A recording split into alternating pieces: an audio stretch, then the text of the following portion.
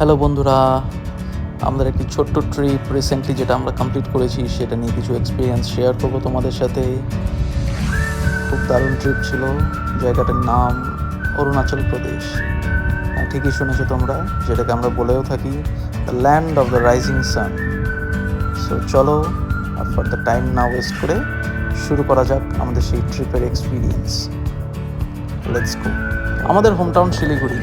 So আমরা start করি আমাদের ট্রিপ এনজিপি স্টেশন থেকে। এনজিপি স্টেশন থেকে পেরিয়ে আমরা গুয়াহাটি স্টেশনে পৌঁছে যাই। সেখান থেকে আমাদের অ্যাকচুয়াল ট্রিপ স্টার্ট হয় টুয়ার্ডস অরুণাচল প্রদেশ। সেখান থেকে ক্যাবে করে আমরা হোল ট্রিপটা কমপ্লিট করেছিলাম। দেখতে পাচ্ছেন আমরা গুয়াহাটির এই সুন্দর ব্রিজটার উপর দিয়ে এখন যাচ্ছি।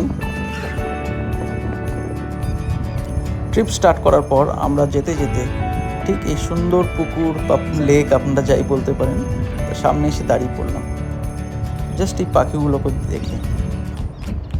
আমাদের ড্রাইভারের থেকে জানতে পারলাম এই পাখিগুলো কাজিরাঙ্গা ন্যাশনাল ফরেস্ট থেকে এখানে আসে। জায়গাটা বেশ নিরিবিলি, আর চারিদিকে কোনো সারাউন্ডিংয়ে বাড়িঘর নেই। সো এরা বেশ এসে এখানে নিজেদের মতন টাইম স্পেন্ড করে। পরিবেশটা খুবই সুন্দর এবং দারুণ লাগছিল। এই জন্য আমরা এই সুন্দর মোমেন্টটাকে আমাদের ক্যামেরাবন্দি করে নিলাম।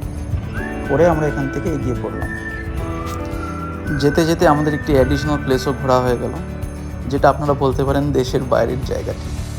এটা আপনারা যেটা দেখতে পাচ্ছেন সেটা হচ্ছে ভুটান গেট। এই গেটটি আসাম থেকে প্রবেশ করা যায়। দেখতে পাচ্ছেন কিছু ফটো, যেটা আমাদের ইন্ডিয়ার এদিক আর ওদিক থেকে নেওয়া হয়েছে।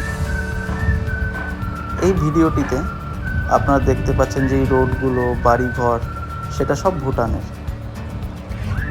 কারণ ভুটান বর্ডারটিতে আপনারা উইদাউট এনি পাসপোর্ট বা ভিসা এন্ট্রি করতে পারেন।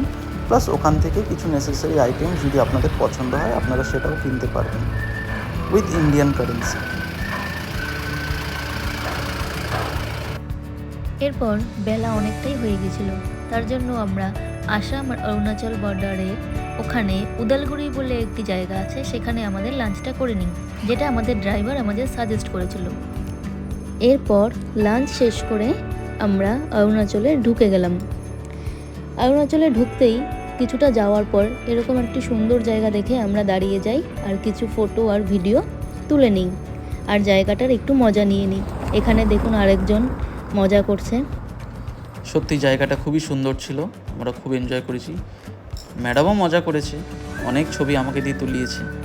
তবে ড্রাইভার দাদাও লাস্টে হেল্প করলো, দুজনের ছবি কটা তুলে যেতে। বাট সত্যি আমরা যে অরুণাচলে প্রবেশ করে গেছি, এই পিকচারগুলো, এই ছবিগুলো দেখেই আপনারা বুঝতে পারছেন যে এত সুন্দর জায়গাটা।